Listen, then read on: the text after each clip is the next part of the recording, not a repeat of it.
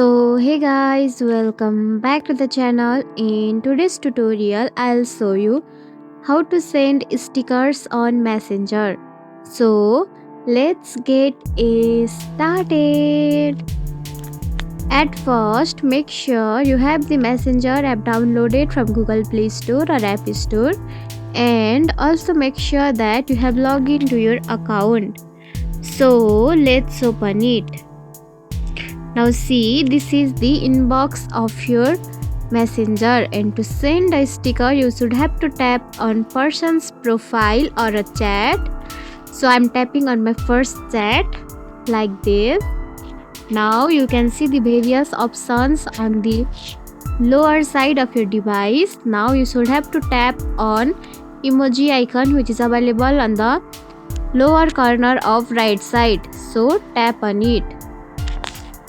Then tap on second last option near to the GIF. So tap on it.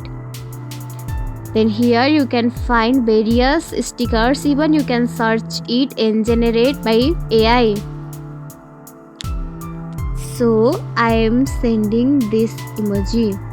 You should have to just tap on stickers. It will send automatically on Messenger, and see, this stickers has been successfully sent.